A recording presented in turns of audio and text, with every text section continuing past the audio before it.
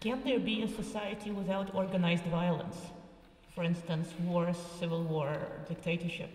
What do you think the ideal world would look like? Well, that was actually a question raised by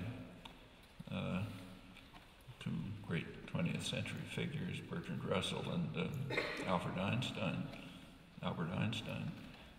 They came out in 1955 with a memorandum, a kind of a statement to the people of the world, a declaration to the people of the world. It was about nuclear war. That's another case like global warming. It could be, and probably will be, the destruction of the species. Their declaration, as I forget the exact words, but it was exactly this. They said to the people of the world, you're facing a choice that is stark and unavoidable. Either mankind will abandon war or the species is finished. That's their conclusion, and I think it's plausible. There just can't be any more major wars. I mean, take, say, Europe. Europe for centuries was the most savage, brutal place in the world. The Europeans spent most of their time in creative energy and activity and figuring out ways to slaughter each other. That went on for centuries.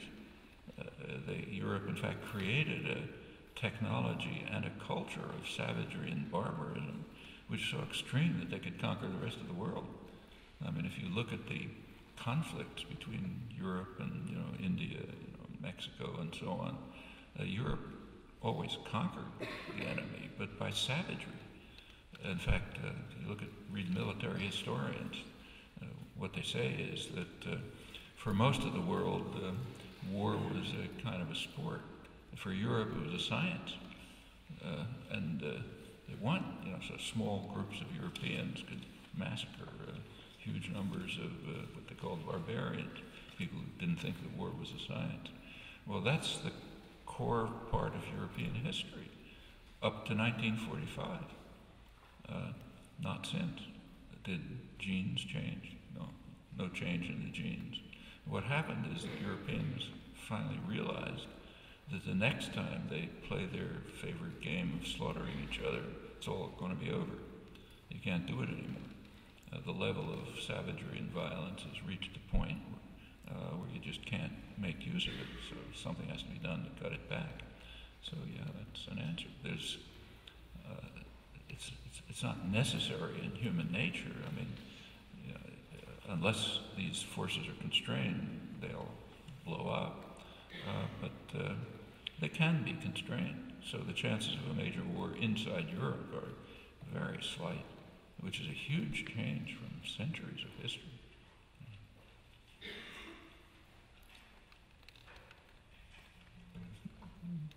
Mr. Chomsky says that we should address the right audience, but he also says that people in power try to make dissidents be ignored in the least.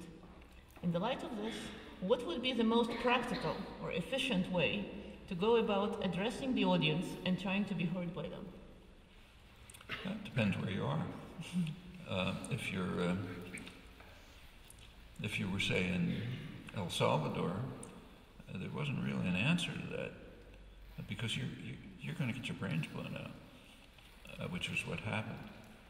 If you're in, say, Turkey, which is a moderately repressive society, pretty free, but not entirely, probably what they're doing is the best way. Constant protest, civil disobedience, and so on. I mean, I've been in Turkey a number of times over the past 10 years, and have actually participated in some of these civil disobedience actions. I was there a couple months ago, and it was a major conference on freedom of speech. And the participants, mostly Turkish, were journalists, artists, academics, and others, describing the activities that they're involved in, which are very courageous. A lot of them are working on Armenian rights and trying to bring about the recognition of the Armenian genocide and the repression of Armenian sins. And most of them are working on Kurdish rights. That's the big issue. And it's extremely brutal in the 1990s. It's been proving some sense, but still going on. Well, that's the best method for them. Facing real problems. The best method for people like us is much easier. We have very limited constraints.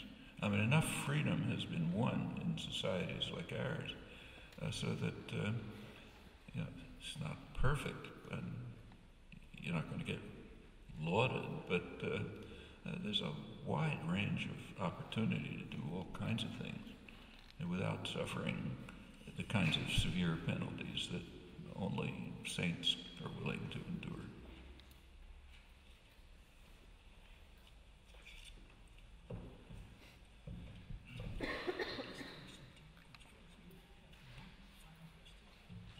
One final question. Okay.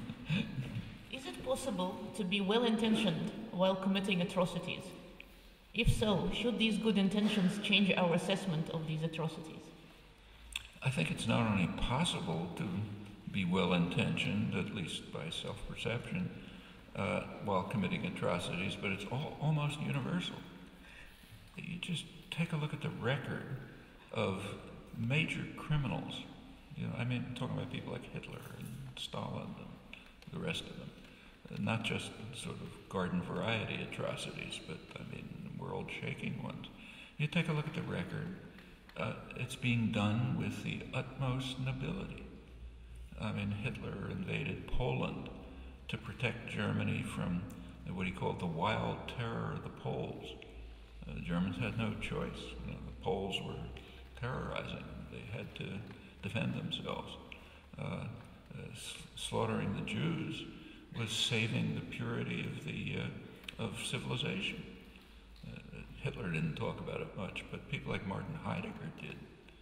I remember, I was kind of surprised when, in recent years, there was kind of discussion of the discovery that Heidegger had been a Nazi. I started reading him in the 1950s. Take a look at Introduction to Metaphysics. You get in 20 pages. He's talking about how it's the task of Germany to save civilization, which comes from the Greeks to the Teutons. The Germans are the inheritors, and they have to protect it from the barbarians of the East and West. And corrupt elements have to be eliminated, and so on. So what can be more noble than preserving the civilization handed to us, to the Greeks? Okay, that's the Nazis. You read the a lot of Russian archives have come out in the last since 1990, and they're pretty interesting reading. You take a look at the internal discussions. Gromyko talking to Molotov and all this business, talking to each other, not trying to impress anyone. And they're talking about the need to defend democracy, people's democracies, from Western fascists. And that's why you had to control, prevent anything from happening in Eastern Europe. Again, perfectly noble. And in fact, it's very rare to find anyone who says, I'm carrying out terrible crimes because I want to. Maybe there are people like that, but I think almost always you find a way to justify it. And I suspect if you look at your own experiences, you'll find plenty of things like that. Like maybe when you were 6 years old and your mother wasn't looking, you took a toy from your younger brother or something, and he went and ran and complained to your mother, and she came to see what's going on, and you said, I didn't do anything. He gave it to me. He didn't want it. It was mine anyway, and so on and so forth. You find a way to justify what you're doing, and you believe it. You really believe it. You convince yourself of it. And I think that's probably true quite generally. I think, not nice maybe, but I think it's probably true. I'm going to commit a well-justified, abominable atrocity and conclude this discussion. Yeah.